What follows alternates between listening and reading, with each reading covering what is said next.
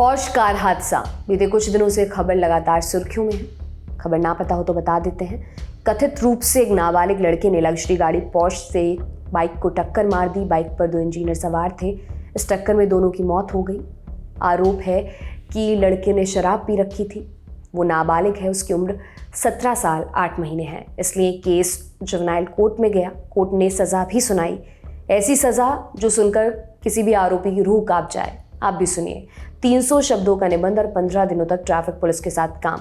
15 घंटे के अंदर अंदर आरोपी को जमानत भी दे दी गई। फैसला आया तो लोगों ने इतनी आलोचना की कि राज्य के डिप्टी सीएम को एक्शन में आना पड़ा। महाराष्ट्र के डिप्टी सीएम देवेंद्र फडणवीस ने इस मामले में पुलिस को कड़ी कार्रवाई करने के निर्देश दिए। डिप्टी सीएम ने तो किशोर न्याय बोर्ड के फैसले पर भी सवाल उठाए। कहा कि किशोर बोर्ड ऐसी सजा कैसे दे सकता है। जुवेनाइल कोर्ट में केस कर मांग की गई है कि आरोपी को किशोर की तरह ट्रीट किया जाए, जिस पर फैसला आना बाकी है। लेकिन एक अन्य मामले में आरोपी के पिता को गिरफ्तार कर लिया गया। आखिर किस तरह के road accidents hit and run माने जाते हैं? ऐसे मामलों में किस तरह की सजा का प्रावधान है? हिट एंड रन के अलावा और किस तरह के सड़क एक्सीडेंट्स में सजा हो सकती है? जानेंगे इन सवालों के जवाब आज के एपिसोड में। नमस्कार, मेरा नाम दिव्यांशी सुमराव है। आप देख रहे हैं हमारी खास सीरीज आसान भाषा में।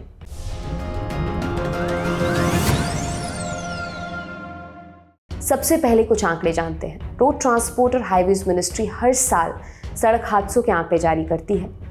2022-23 की सालाना रिपोर्ट में जो आंकड़े सामने आए वो देखकर आपको खुद थोड़ा बहुत अंदाजा हो जाएगा कि हम भारतीय किस तरह की ड्राइविंग करते हैं। सड़क हादसों के आंकड़े।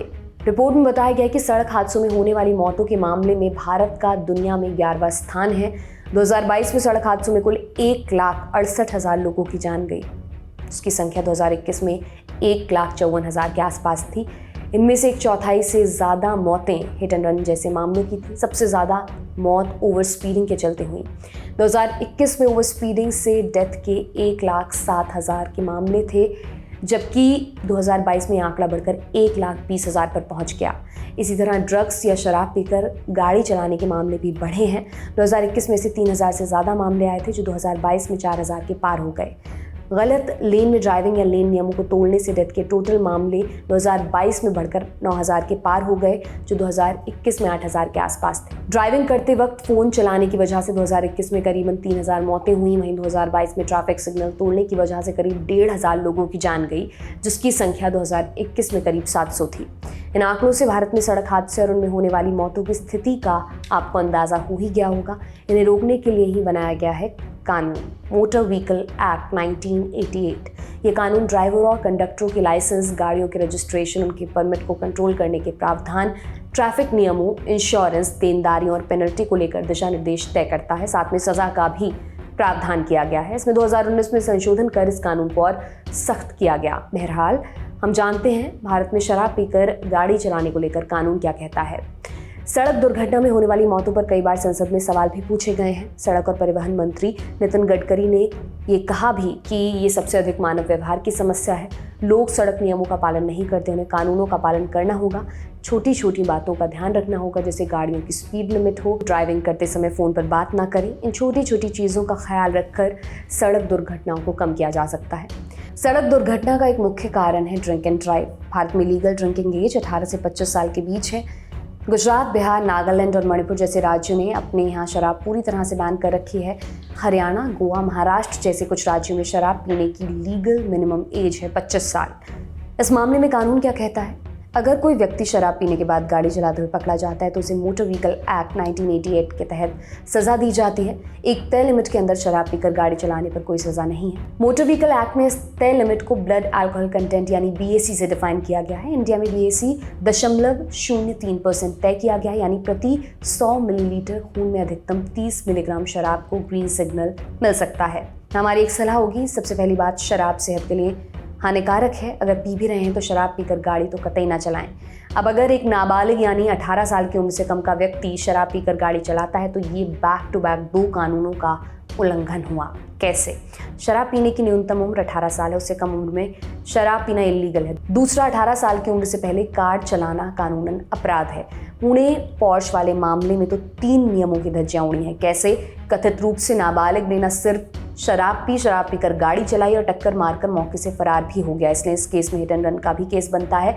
अब जानते हैं कि शराब पीकर गाड़ी चलाने वालों को क्या सजा होती है। बीएसी सीमा से ज्यादा शराब पीकर गाड़ी चलाने के केस में पहली बार दोषी पाए जाने पर अधिकतम 6 महीने की जेल होगी या 10,000 रुपए तक का जुर्माना, या फिर दोनों ही हो सकते हैं। इसके अलावा अपराधी का ड्राइविंग लाइसेंस सस्पेंड हो सकता है। अगर अपराधी रिपीटेड ऑफेंडर है यानी अपराध को दोहराता है तो उसके लिए अलग सजा का प्रावधान है। पहले अपराध के बाद अगर 3 सालों के अंदर अपराधी दोबारा नियम तोड़ता है तो उसे 2 सालों की जेल, 15,000 रुपए का जुर्माना या फिर दोनों हो सकते हैं। अगर ड्रंक ड्राइविंग के कारण किसी आदमी को कोई नुकसान पहुंचा है तो अपराधी को 2 सालों की सजा या फिर 5,000 का जुर्माना या फिर दोनों ही हो सकते हैं। अगर ड्रंक ड्राइविंग की वजह से किसी की मौत हो गई तो अपराधी को जुर्माने के अलावा 2 से 7 सालों की जेल भी हो सकती है। ये सब कानून तब लागू होते हैं जब व्यक्ति बालिग हो, लेकिन अगर अपराधी नाबालिग है, कथित रूप से जैसा पॉर्श मामले में हुआ है, तब उस स्थिति में नियम कानून भी जान लेते हैं।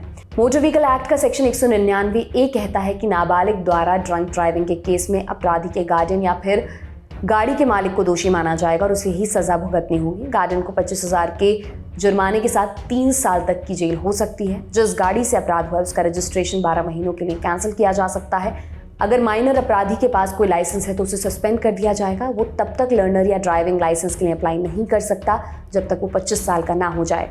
जुवेनाइल जस्टिस एक्ट 2000 के हिसाब से माइनर को हिरासत में भी भेजा जा सकता है। ये तो शराब पीकर गाड़ी चलाने पर सजा की बात हो गई। अब आते हैं हिट एंड रन मामलों में क्या सजा होती है, इस पर सुनिए एक्सपर्ट से। देखिए, हिट एंड रन को जब आप परिभाषित करेंगे तो ये ऐसी परिस्थिति को कहते हैं कि जब कोई इंसान किसी दूसरे इंसान या उसकी प्रॉपर्टी को या फिर उसकी गाड़ी को टक्कर मारे और टक्कर मारने के बाद वो बिना किसी तरीके की सहायता को प्रदान किए, विदाउट इवन हेल्पिंग और rendering any sort of assistance, वो मौके से फ़रार हो जाए या फिर मौके से चला जाए। ऐसी सिनेरियो में हम हिट एंड रन के लॉस को रेलेवेंट पाते हैं और इम्प्रिजनमेंट यानी जेल, फाइन प्लस जो लाइसेंस है उसका रद्द होना, ये उसके कंसिक्वेंट एक्शंस होते हैं कानूनी तौर पे। जब हम बात करते हैं कि किन सिचुएशंस को आप हिट एंड रन की कैटेगरी में शामिल कर सकते हैं, what actually constitutes hit and run scenario, तो वहाँ हम पाते हैं कि एक तो जब किसी दूसरी गाड़ी से टक्कर हो जाए, किसी ऐसे पेडेस्ट्रियन से टक्कर हो जाए यानी जो पैदल चलने वाला पदयात्री है, या फिर कोई ऐसी प्रॉपर्टी जो कि है और उसको जा कर के ड्राइवर टक्कर मार दे, और या तो फिर वो किसी दूसरे की व्हीकल को यानी गाड़ी को टक्कर मार दे। ये 3-4 सिचुएशंस हिट एंड रन की सिनेरियो में फिट बैठती हैं, बशर्ते जब टक्कर हो या इंसिडेंट हो उसके बाद जिसने टक्कर मारी है वो ड्राइवर जा कर के अपना कॉन्टैक्ट शेयर ना करे, अपनी शिनाख्त ना करे, और जो इंश्योरेंस की इंफॉर्मेशन है उसकी, क्योंकि अब लाजिम है पूरी तरीके से कानूनी कि आपको इंश्योरेंस होल्ड करना है और पॉलिसी लेके रखनी है, तो अगर वो इंश्योरेंस की इन्फॉर्मेशन भी आप साझा नहीं करते हैं और मौके से निकलने की कोशिश करते हैं तो ये सारी situations hit and run case में रिलेवेंट हो जाती हैं। जब हम बात करते हैं कि जुवेनाइल्स जो कि किशोर होते हैं, जो कि 18 साल से जिनकी उम्र कम होती है, उनके लिए किस तरीके से हिट एंड रन का लॉ चलता है, या कोई भी ऐसा कानून या कोई भी ऐसा क्राइम जो कि सीरियस नेचर का है, हीनियस नेचर का है, जिसकी ग्रेविटी ज़्यादा होती है, तो उस सिचुएशन में आखिर किशोरों के लिए किस तरीके से कानून को लागू किया जाता है, तो उसमें हम पाते हैं कि जुवेनाइल जस्टिस एक्ट जो सन 2000 का था उसमें संशोधन करके जुवेनाइल जस्टिस एक्ट 2015 में लाया गया, और इसमें एक प्रावधान ये डाला गया कि जो भी किशोर 16 से 18 के दरमियान है जिनकी उम्र, वो अगर किसी ऐसी इस तरीके का ऑफेंस करते हैं या कोई ऐसा क्राइम करते हैं जो कि हीनियस कैटेगरी में आता है, और ये पाया जाता है कि ये वो बच्चे हैं या किशोर हैं जो कि कन्फ्लिक्ट में हैं with law, so if the child is in conflict with law, तो उसको आप एज अ अडल्ट ट्रीट कर सकते हैं, भले उसकी उम्र 18 साल से कम है, भले वो नाबालिग है, लेकिन आप उसको एक अडल्ट के तौर पे ट्रीट करेंगे और उसके ऊपर वही सारे कानून लागू होंगे जो एक 18 साल से अधिक इंसान के ऊपर लागू होते हैं। और इसका बड़ा रीज़न ये होता है कि जो जुवेनाइल जस्टिस एक्ट में प्रावधान दिया है, एक प्रिलिमिनरी इंक्वायरी होती है, एक्सपर्ट्स की कमेटी होती है जो इस चीज़ का असेसमेंट करती है या जांच करती है कि क्या वो किशोर जिसके ऊपर आरोप लगाए गए हैं, लांछन लगाए गए हैं, क्या वो इस चीज़ को समझता है कि जो उसने किया है वो क्राइम है और हीनियस क्राइम है, यानी एक गंभीर आरोप है, गंभीर ऑफेंस है। और दूसरी चीज़ ये उसका मापदंड होता है कि क्या वो फिज़िकैलिटी उसके पास थी ताकि वो उस क्राइम को अंजाम दे सके। तो ये दो बड़े मापदंड होते हैं। उसके अलावा उसमें और भी चीज़ें देखी जाती हैं कि उनका साइकोलॉजिकल कितना स्टैंडर्ड है किसी भी चीज़ को अंजाम देने का, और फिर उसके बाद ही उस रिपोर्ट के बाद आप उसको एज एन अडल्ट ट्रीट करना है नहीं करना है, उनकी एक्सपर्ट कमेटी की रिपोर्ट आने के बाद तय होता है। तो यहाँ भी हिट एंड रन के जो मामलात होते हैं, जैसा कि पुणे में हमने देखा, तो उसमें भी जो किशोर की उम्र 17 साल थी, 18 से कम थी, तो उसमें भी एक्सपर्ट कमेटी की रिपोर्ट का बहुत बड़ा महत्व हो जाता है। इसके बाद ओवर स्पीडिंग के मामले में सज़ा क्या है उसे भी जानते हैं। मोटर व्हीकल एक्ट कहता है कि लाइट मोटर व्हीकल से ओवर स्पीडिंग हुई तो 1000 से 2000 रुपये का जुर्माना देना होगा। अगर मीडियम पैसेंजर या गुड्स व्हीकल है तो 2000 से 4000 रुपये का जुर्माना देना होगा। अगर उसी गाड़ी से दोबारा ओवर स्पीडिंग होती है तो ड्राइविंग लाइसेंस जब्त कर लिया जाएगा। अगर कोई ड्राइविंग लाइसेंस के बिना गाड़ी चलाते हुए पकड़ा जाता है तो 5000 रुपये तक का जुर्माना पड़ेगा। अगर ड्राइवर नाबालिग है और बिना लाइसेंस के गाड़ी चला रहा है तो उसके पेरेंट्स पर कार्रवाई होगी।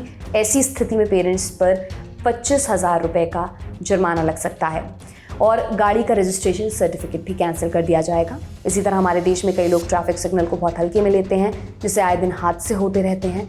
इन दुर्घटनाओं को रोकने के लिए ट्रैफिक सिग्नल तोड़ने पर 5000 रुपये की पेनल्टी और 1 साल तक की जेल की सज़ा हो सकती है। इन सब बातों को ध्यान में रखते हुए ही गाड़ी चलाएं और ट्रैफिक नियमों का खास ख्याल रखें। उम्मीद है ये जानकारी आपके काम आएगी। इसे लेकर आई थी हमारी साथी उपासना। आज के लिए इतना ही। देखने के लिए शुक्रिया।